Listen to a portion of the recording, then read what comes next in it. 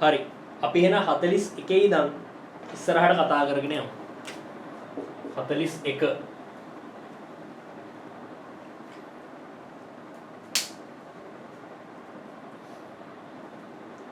හරි.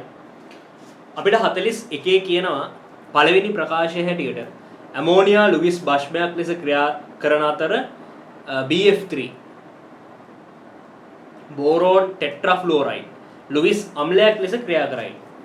තේරුම් ගන්න අම්ලයක් සහ භස්මයක් ගත්තහම මේ කෙනා අම්ලයක් මේ කෙනා භස්මයක් කියලා පැහැදිලි කරන්න ගන්න සිද්ධාන්ත කිහිපයක් තියෙනවා. ලවුරි බ්‍රොන්ස්ටඩ් වාදය, ආහීනියස් වාදය ඔය වගේ වාද තියෙනවා. එක වාදයක් තමයි ලුවිස් වාදය කියලා කියන්නේ. එතකොට ලුවිස් වාදයට අනුව තමා මත තියෙන ඉලෙක්ට්‍රෝන යුගලක්. හරි. තමා මත තියෙන එකසර ඉලෙක්ට්‍රෝන යුගලක් ඉලෙක්ට්‍රෝන ඌන ප්‍රභේදයකට ප්‍රදානය කරන්න හැකියාවක් තියෙනවා නම් ඒකේන ලුවිස් වාදයට අනුව භාෂ්මිකයි කියලා කියනවා. එහෙම නැත්නම් එයා ලුවිස් භස්මයක් කියලා කියනවා. ඒත් එක්කම අන්න ඒ විදිහට වෙන කාගේ හරි ප්‍රභේදයකින් ඒ කෙනාගේ ඉන්න එකසර ඉලෙක්ට්‍රෝන යුගලක් ලබා ගන්න පුළුවන් කෙනෙක්ට අපි කියනවා ලුවිස් අම්ලයක් කියලා. එයා ලුවිස් වාදයට අනුව ආම්ලිකයි.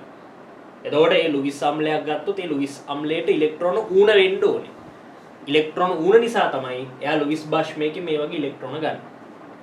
ඉතින් එහෙම ඉලෙක්ට්‍රෝන ගන්න කෙනාට අපි කියනවා ලුවිස් අම්ලයක් කියලා. එයා ලුවිස් වාදයට අනුව ආම්ලිකයි. ඒ විදිහට ඉලෙක්ට්‍රෝන ප්‍රදානය කරන කෙනාට අපි කියනවා ලුවිස් භස්මයක්. එයා ලුවිස් වාදයට අනුව භාෂ්මිකයි. එහෙම ඉලෙක්ට්‍රෝන ගන්න කෙනෙක් තමයි BF3 කියලා කියන්නේ. එතකොට දැන් ඇමෝනියා ගත්තහම නයිට්‍රජන් පරමාණුව මත එකසර ඉලෙක්ට්‍රෝන යුගලක් තියෙනවා. BF3 ගත්තොත් මේ බලන්න බෝරෝන්ට ඉලෙක්ට්‍රෝන උණයි. ඇයි? එයා අෂ්ටකේවත් සම්පූර්ණ කරන්නේ නැහැ. ඒතකොට මේ නයිට්‍රජන් මත තියෙන මේ එකසර ඉලෙක්ට්‍රෝන යුගල මේ බෝරෝන්ට ප්‍රදානය කරනවා. එතකොට මෙයා ලුවිස් වාදයට අනුව භාෂ්මිකයි, මෙයා ලුවිස් වාදයට අනුව ආම්ලිකයි. ඉතින් මේ ප්‍රතික්‍රියාවේ මෙතන දායක බන්ධනයක් ඇති වෙන්නේ. මේ ඉන්නේ හැදෙනවා මෙන්න මේ වගේ ප්‍රවේදයක්.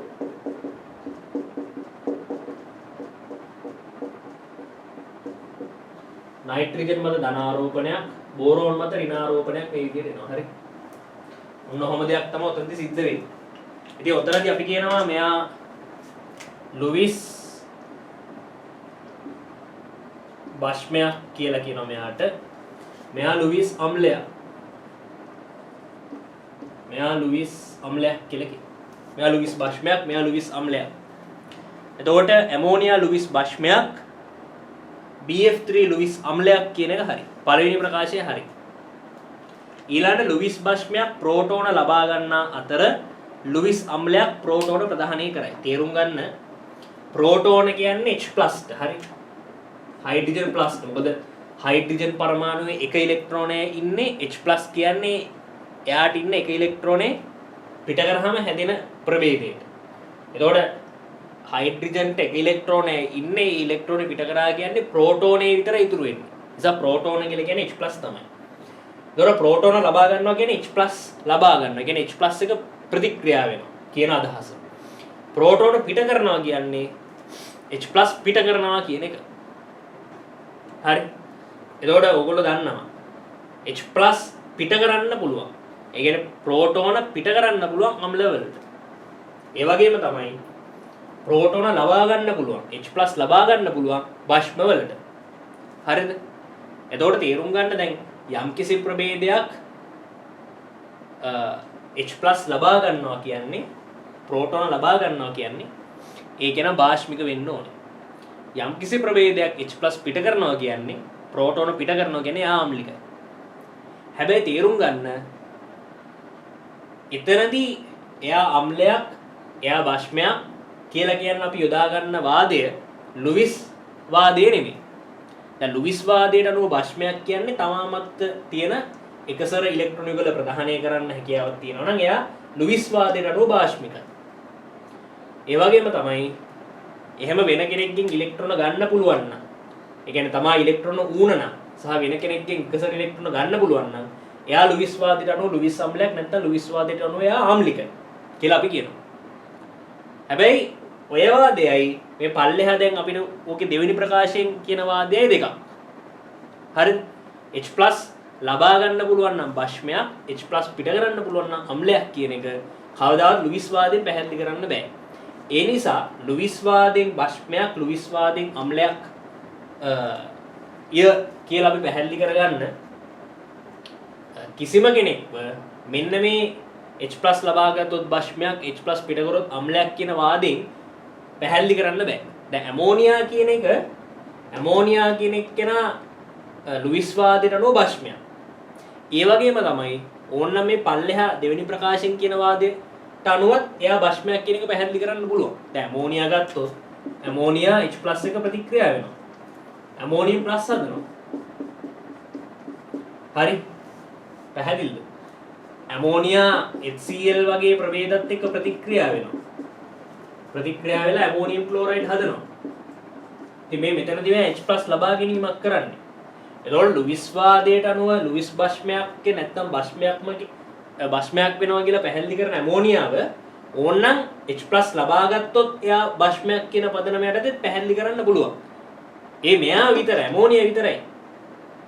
සමහර අය පැහැදිලි කරන්න පුළුවන්. නමුත් සමහර ප්‍රවේද ඉන්නවා ලුයිස් වාදයට අනුව භෂ්මයක් හරි අම්ලයක් හරි කියලා පැහැදිලි කරගත්තට මේ පල්ලෙහා වාදෙන් හරියටම කියන්න බෑ.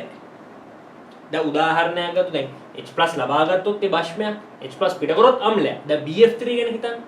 BF3 ලුයිස් වාදයට අනුව ලුයිස් අම්ලයක්. හැබැයි පල්ලෙහා තියෙන වාදෙන් ඒවා පැහැදිලි කරන්න පුළුවන්ද? දැන් මෙයාට හයිඩ්‍රජන් ලා නැහැ. BF3 කෙනෙක් කෙනාට හයිඩ්‍රජන් ලා නැහැ නේ. මොකද H+ පිට කරන්න නම් H+ තියෙන්න ඕනේ. හයිඩ්‍රජන් කෙනෙක් ඉන්න ඕනේ. නමුත් BF3 ට හයිඩ්‍රජන් කෙනෙක් නැහැ.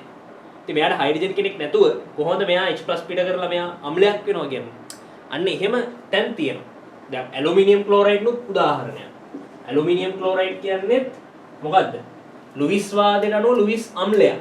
ඇලුමිනියම් ක්ලෝරයිඩ් ලුයිස් අම්ලයක් ලුයිස් වාදයට අනුව. හැබැයි H+ පිට කරලා එයා අම්ලයක් වෙනවා කියන එක බැලුව බැලමට වෙන්නේ නැහැ. හැබැයි තේරුම් ගන්න ඇලුමිනියම් ක්ලෝරයිඩ් ජලයට දැම්මහම ජල විච්ඡේදනය වෙලා H+ පිට කරනවා. පොඩ්ඩක් එතනින් එහාට දැනුමක් අවශ්‍යක පැහැදිලි කරන්න. ඒ නිසා දැන් මේ 41 පළවෙනි ප්‍රකාශය හරි කියලා අපි පැහැදිලි කරගත්තනේ. නේ? ලුයිස් ඇමෝනියා ලුයිස් භෂ්මයක් BF3 ලුයිස් අම්ලයක් කියන එක අපි පැහැදිලි කරගත්තා. හැබැයි ලුයිස් වාදයෙන් මෙයා භෂ්මයක් ලුයිස් වාදයෙන් මෙයා අම්ලයක් කියලා පැහැදිලි කරගත්තට H+ ලබා ගත්තොත් භෂ්මයක් කියන එක ඇමෝනියා ගැන හිතලා පැහැදිලි කරගන්න පුළුවන්. නමුත් සමහර ලුයිස් භෂ්ම ඉන්නවා එහෙම පැහැදිලි කරගන්න විදිහක් නැහැ. H+ ගත්තොත් එයා භෂ්මයක් ය කියලා අපිට ඍජුව කියන්න බැරි ලුයිස් භෂ්ම ඉන්නවා. H+ පිට කරොත් එයා අම්ලයක් කියන එක පැහැදිලි කරන්න බැරි ලුයිස් අම්ල ඉන්නවා මේ BF3 ඒ වගේ උදාහරණ. ඒතකොට තේරුම් ගන්න ලුයිස් භෂ්මයක් ප්‍රෝටෝන ලබා ගන්නවා කියන එක අපිට එකපාරට කියන්න අපහසුයි. තේරුණාද? ඇමෝනියා වගේ කෙනෙක් ඔන්න ගන්නවා. හැබැයි හැමෝටම ඕක දාලා වෙන්නේ නැහැ. ඊළඟ ලුයිස් අම්ලයක් ප්‍රෝටෝන ප්‍රදානය කරයි කියන එක එකපාරට පිළිගන්න බෑ. දැන් BF3 ගැන අපිට කියන්න අමාරුයි. එයා H+ පිට කරනවාද කියලා. ඇලුමිනියම් ක්ලෝරයිඩ්වත් බැලුව බැලමට කියන්න අමාරුයි. නමුත් එයා ජල විච්ඡේද ප්‍රතික්‍රියාවකින් H+ පිට කරනවා. හැබැයි එකපාරට කියන්න බෑ. ඍජුව කියන්න බෑ. ඒ නිසා අපිට දෙවෙනි ප්‍රකාශය නිවැරදි කියලා පිළිගන්න හැකියාවක් නැහැ. නිසා පළවෙනි ප්‍රකාශය හරි, දෙවෙනි ප්‍රකාශය වැරදි. එහෙනම් 41ට උත්තරේ 3 කියලා තමයි අපිට ගන්න වෙන්නේ.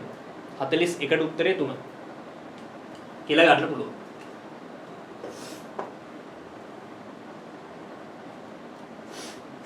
හරි. 42 බලමු.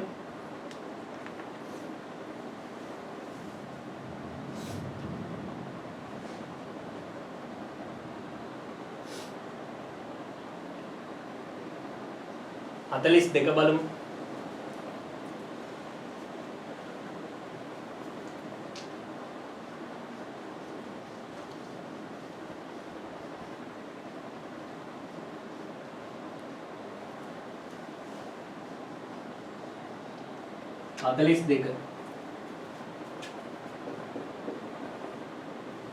42 අපිට කියනවා මේ NO2Cl.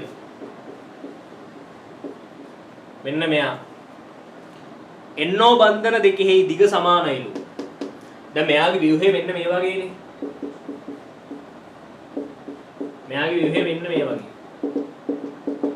Oxygen ඍණාරෝපිතයි nitrogen ධනාරෝපිතයි. NO2Cl ගේ ව්‍යුහය මෙන්න මේ වගේ. දැන් මෙයාට සම්ප්‍රයුක්ත ව්‍යුහයක් අදින්න පුළුවන්. මේ ඩබල් බොන්ඩ් එක පල්ලෙහාට දාලා හරි.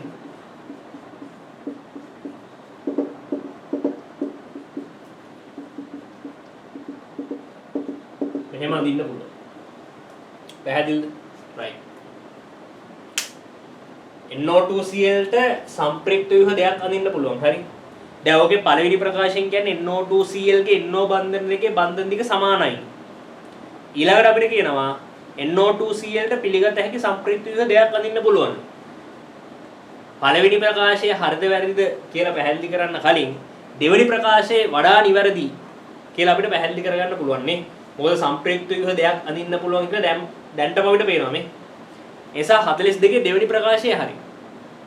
42 දෙවෙනි ප්‍රකාශය හරි. පැහැදිලිද? 42 දෙවෙනි ප්‍රකාශය හරි.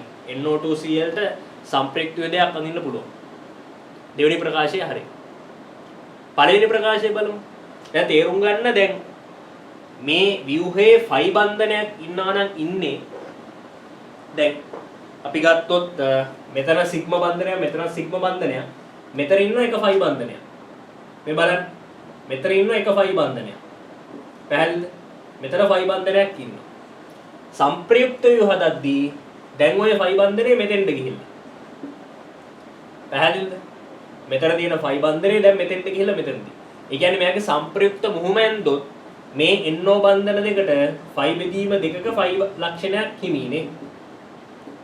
ෆයි බෙදීම දෙකක ෆයි ලක්ෂණයක් හිමි. සම්ප්‍රයුක්ත මුහුම ඇන්දොත් මේ NO බන්ධන දෙකට ෆයි බෙදීම දෙකක ෆයි ලක්ෂණයක් තියෙනවා.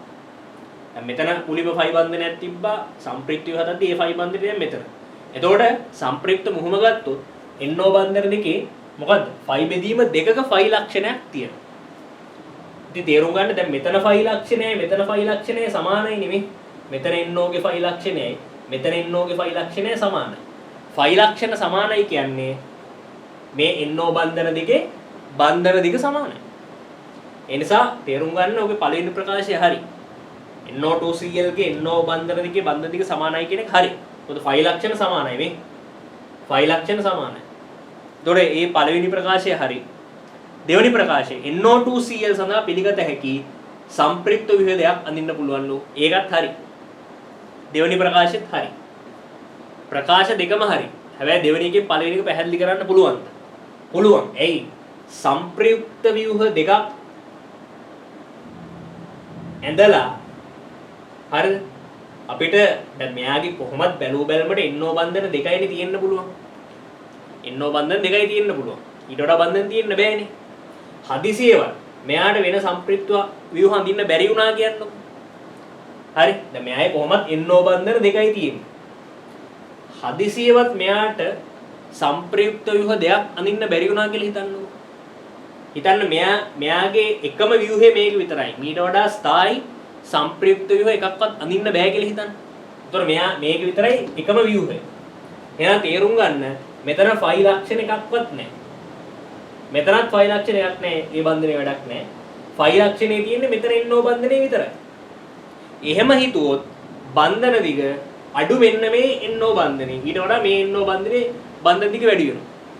හැබැයි මෙයාට සම්ප්‍රයුක්ත ව්‍යුහ දෙකක් අඳින්න පුළුවන් නිසා එහෙම සම්ප්‍රයුක්ත ව්‍යුහ දෙකක් අඳිද්දි මේ ෆයි බන්ධනේ සමානව මේ තැන් දෙකට ගමන් කරන නිසා තමයි බන්ධන දිග සමාන NO බන්ධන දෙකක් එයාට හදන්න පුළුවන් වෙලා තියෙන්නේ.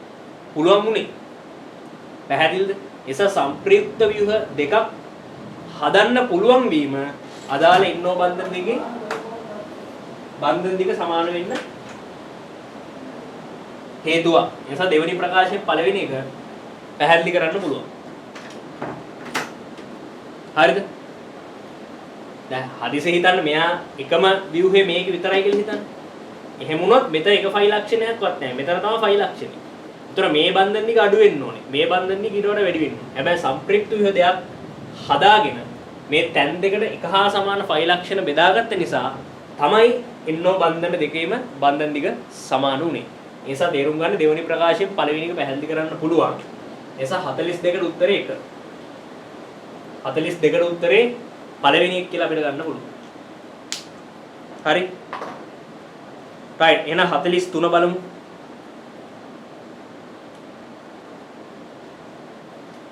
බියුටනොයික් අම්ලය සහ 1 බියුටනෝල්. බියුටනොයික් කියන්නේ කාබොක්සිලික් අම්ලයක්.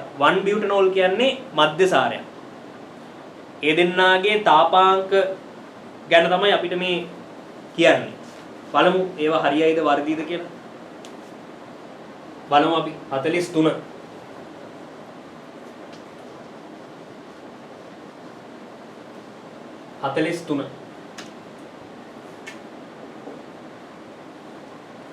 හතලිස් තුනේ අපිට කියනවා බියුටනොයික් අම්ලය. බියුටනොයික් කියන්නේ කවුද? කාබන් පරමාණු 4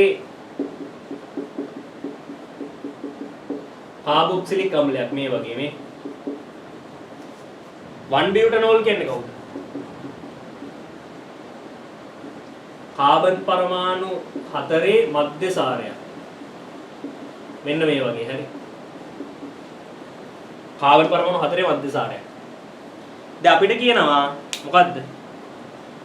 මෙන්න මේ කාබොක්සිලික් අම්ලයේ තාපාංකය මෙන්න මේ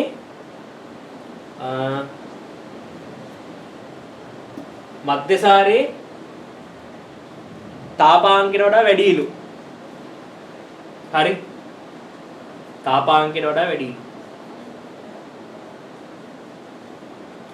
දැන් කොහොමද පැහැදිලි කරන්නේ? දැන් තේරුම් ගන්න දැන් බැරූ බැලමට ඕගොල්ලන්ට පැහැදිලි. මෙයත් හයිඩ්‍රජන් බන්ධන හදනවා. මෙයත් හයිඩ්‍රජන් බන්ධන හදනවා. දෙන්නාම හයිඩ්‍රජන් බන්ධන හදනවා. හැබැයි උතෙන්ද අපි හිතන්න ඕනේ දෙන්නාම හයිඩ්‍රජන් බන්ධන හදනවා තමයි. නමුත් වඩාත් ප්‍රබලව හයිඩ්‍රජන් බන්ධනය හදන්නේ කවුද? දෙන්නම හයිඩ්‍රජන් බන්ධන හදනවා.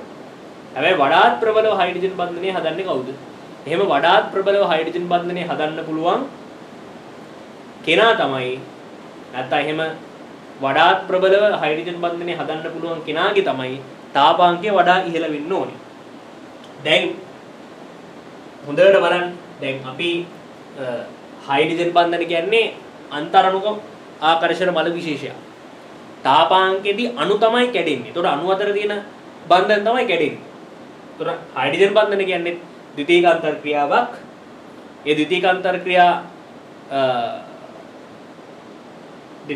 ක්‍රියාවක් වන හයිඩ්‍රජන් බන්ධන එතනදී කැඩීමකට ලක් වෙනවා. තාපාංකයේදී හරිද? ඒ කියන්නේ සම්පූර්ණයෙන්ම වාෂ්ප වෙලා යද්දි. දැන් අපි මෙහෙම ගමු. මම ඉස්සල්ලාම ගන්නම් මෙයාව බියුටනොයික් ඇසිඩ් ගන්න. මම යාගේ අණු දෙකක් සලකනවා.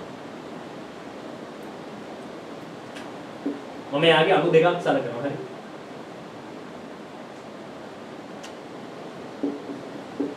තව අණුවක් මම මෙහෙම ගන්නවා.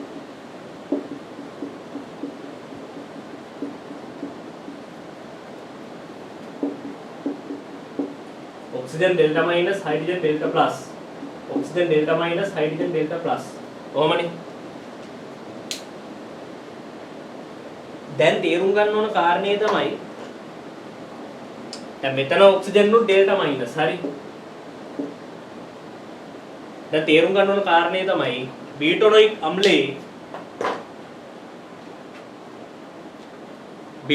අම්ලයේ මේ විදිහේ අණු දෙකක් සලකද්දී මේ අණු දෙක අතර කොච්චර හයිඩ්‍රජන් බන්ධන හදන්න පුළුවන්ද? හරි.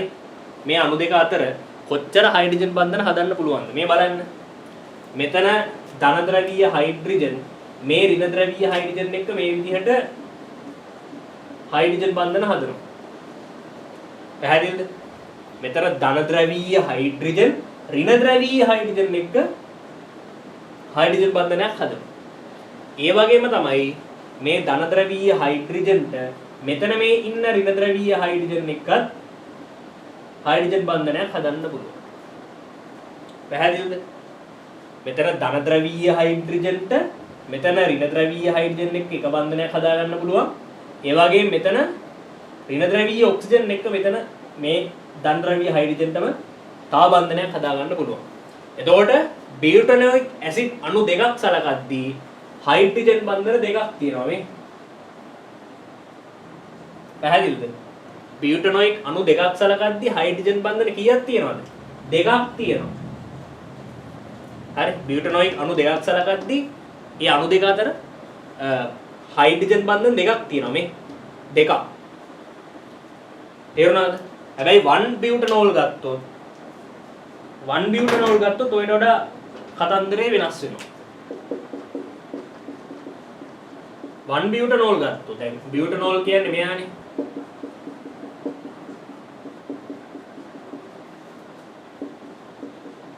මෙහෙම එක්කෙනයි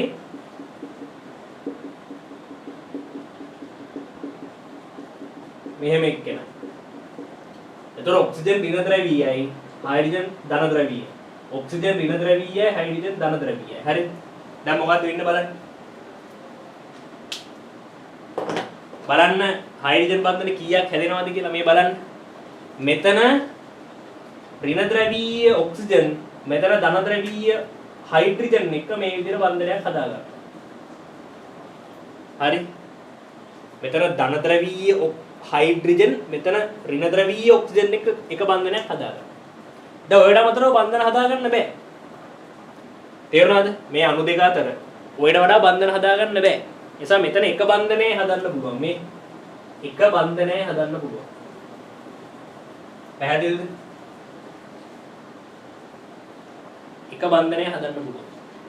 එතකොට බියුටනොයික් ඇසිඩ් අණු දෙකක් අතර හයිඩ්‍රජන් බන්ධන දෙකක් හැදෙනවා. හැබැයි 1 බියුටනෝල් අණු දෙකක් අතර එක හයිඩ්‍රජන් බන්ධනය හැදෙනවා. ඒ නිසා බියුටනොයික් ඇසිඩ් අණු රාශියක් ගත්තොත් අණු දෙකක් අතර හැම වෙලේම හයිඩ්‍රජන් බන්ධන දෙකක් ඉන්නවා. 1 බියුටනෝල් අණු රාශියක් ගත්තොත් හැම වෙලේම 1 බියුටනෝල් අණු දෙකක් අතර එක හයිඩ්‍රජන් බන්ධනයක් ඉන්නේ. එකයි ඉන්නේ. එතකොට තේරුම් ගන්න අණු අතර වැඩිම හයිඩ්‍රජන් බන්ධන සංඛ්‍යාවක් හදන්නේ කවුද? අණු දෙක අතර වැඩිම හයිඩ්‍රජන් බන්ධන සංඛ්‍යාවක් හදන්නේ කවුද? මේ බලන්න බියුටනොයික් ඇසිඩ් අණු දෙකක් අතර හයිඩ්‍රජන් බන්ධන දෙකක් හැදෙනවා. හැබැයි 1 බියුටනෝල් අණු දෙකක් අතර එක හයිඩ්‍රජන් බන්ධනයක් හැදෙනවා. ඒ නිසා අණු දෙකක් අතර වැඩිපුරම හයිඩ්‍රජන් බන්ධන හදන්නේ කවුද? 1 බියුටනෝල් නෙමෙයි. එයා එකයි හදන්නේ. බියුටනොයික් හදන බන්ධන දෙකක්. ඒ නිසා අණු දෙකක් අතර වැඩිපුරම හයිඩ්‍රජන් බන්ධන හදන්නේ බියුටනොයික් ඇසිඩ් කියන කාබොක්සිලික් අම්ලය. බියුටනොයික් ඇසිඩ් කියන කාබොක්සිලික් අම්ලය තමයි වැඩිපුරම හයිඩ්‍රජන් බන්ධන හදන්නේ. ඒ නිසා කාගේද තාපාංකය වඩා ඉහළ? කාගේද තාපාංකය වඩා ඉහළ? තාපාංකය වඩා ඉහළ වෙන්නේ බියුටනොයික්ගේ. හරි. 1 බියුටනෝල්ට වඩා බියුටනොයික්ගේ තාපාංකය වැඩි. ඒ නිසා බියුටනොයික් අම්ලයේ තාපාංකය හරි 1 බියුටනෝල් වල තාපාංකයට වඩා වැඩි කියන එක නිවැරදි. හරි වැඩි කියන එක නිවැරදි. නිසා පළවෙනි ප්‍රකාශය හරි. 43 පළවෙනි ප්‍රකාශය නිවැරදි. දෙවෙනි ප්‍රකාශය බලන්න 1 බියුටනෝල් වල හයිඩ්‍රජන් බන්ධන නැතලු. ඒක වැරදිනේ. මේ 1 බියුටනෝල් වල හයිඩ්‍රජන් බන්ධන ඉන්නවා. යාට OH කාණ්ඩ තියෙනවා. හරි. දෙවෙනි ප්‍රකාශය වැරදි. පළවෙනි ප්‍රකාශය හරි, දෙවෙනි ප්‍රකාශය වැරදි. ඒ නිසා උත්තරේ 3. 43ට උත්තරේ 3. පැහැදිලිද? 43ට උත්තරේ 3.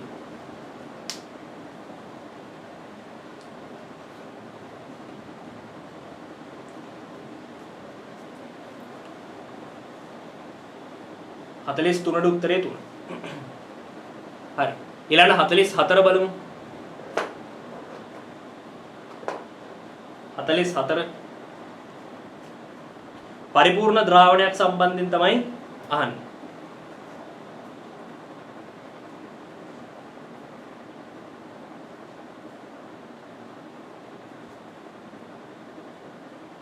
හතලිස් හතර බලමු.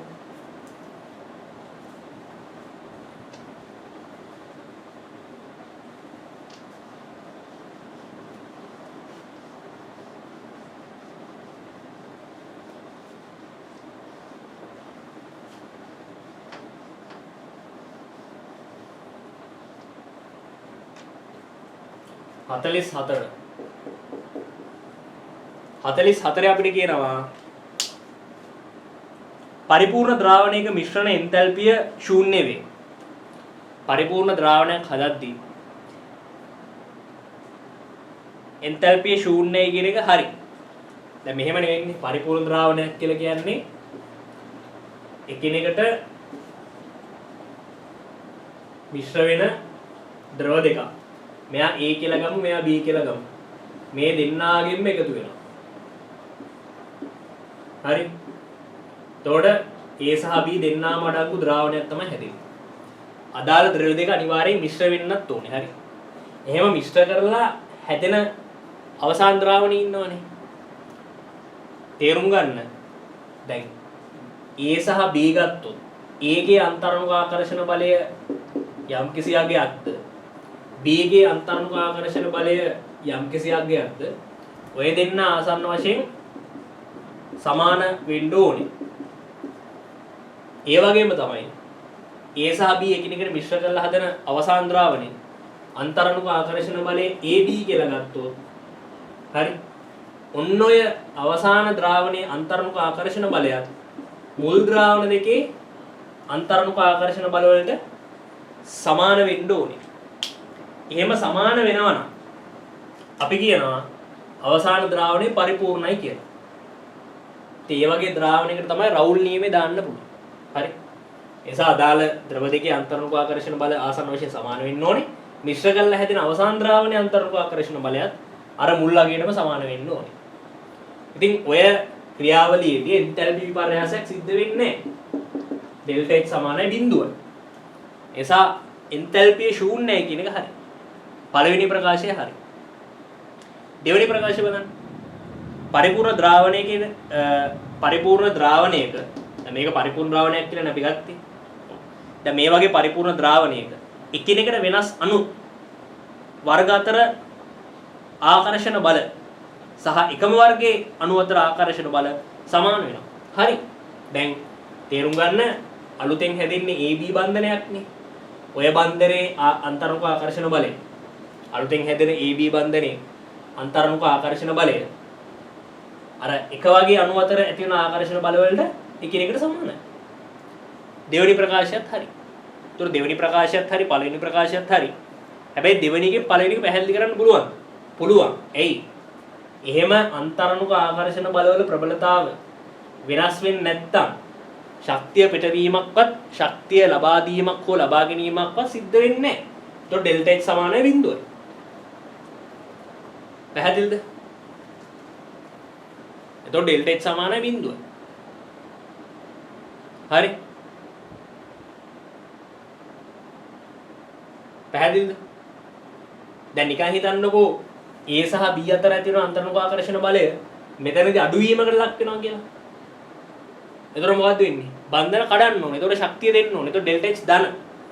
ඒ වගේම තමයි හිතන්නකෝ AB අතර ඇති වෙන AB අතර අලුතෙන් ඇති වෙන අන්තර්මුඛ ආකර්ෂණ බලය මේවට වඩා වැඩි කියලා හිතන්න.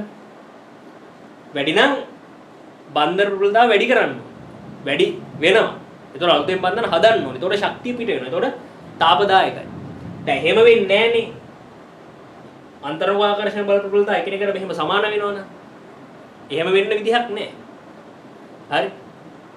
සමාන වෙනවා නම් අලුතෙන් බන්ධන හදන්න ඕනෙත් නැහැ, කඩන්න ඕනෙත් නැහැ. ඒතකොට ශක්තිය ලබා ගැනීමක් හෝ ලබා දීමක්වත් පිටවීමක්වත් සිද්ධ වෙන්නේ නැහැ. ඒතකොට ඩෙල්ටා H බිඳුවම තමයි.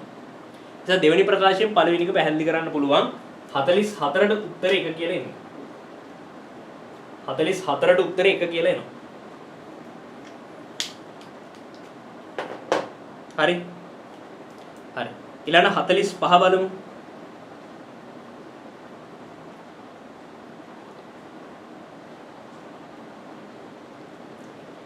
ප්‍රොපිනල් කියන්නේ ඇල්ඩිහයිඩයක්. හැබැයි ඇල්කීනයක් වන ඇල්ඩිහයිඩයක්.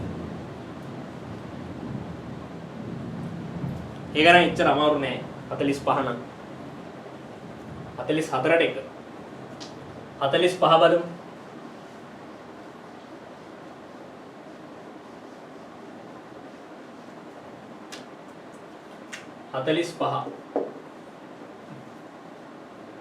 45 අපිට කියනවා ප්‍රොපිනල් ප්‍රොපිනල් කියන්නේ කාබන් පරමාණු 3ක්. එතකොට මෙන්න මේ වගේ ව්‍යුහයක් එන්නේ. හරි.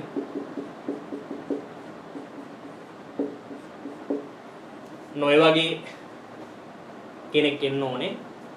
මෙන්න මේ ඇල්ඩිහයිඩේ කාබන් පරමාණු 3ම එකම සරල රේඛාවල පිහිටන්නේ. දැන් මම මෙහෙම ඇඳහම ඉතින් එකම සරල රේඛාවක් තමයි. නමුත් මෙයාගේ බන්ධන කෝණ හරියට පේන විදිහට ඇඳුවොත් මෙන්න මේ වගේ අඳින්නේ. හරි. CHO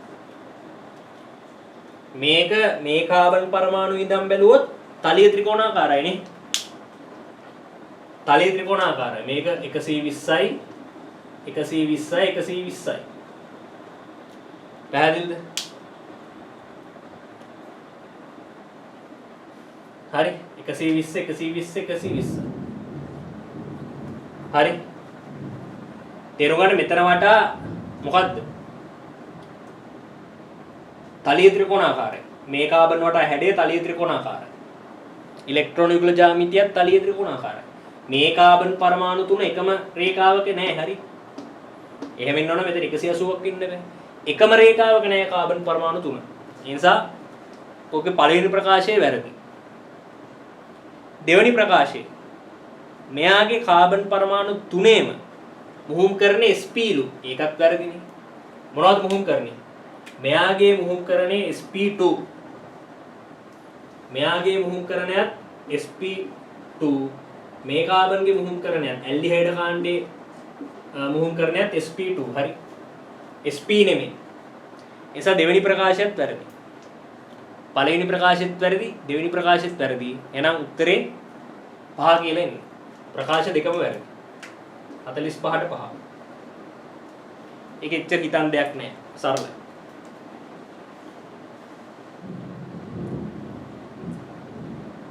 යන 46 බලමු.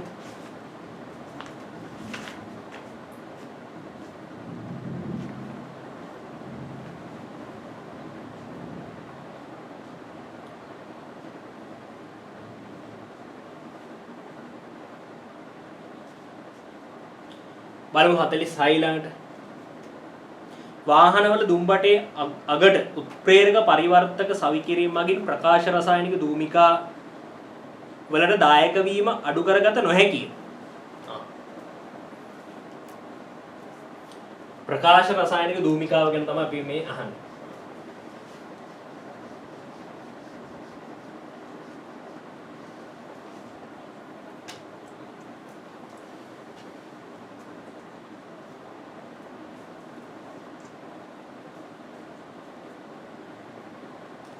දැන් 46 නේ. ප්‍රකාශ රසායනික දූමිකාව කියන්නේ මොකක්ද?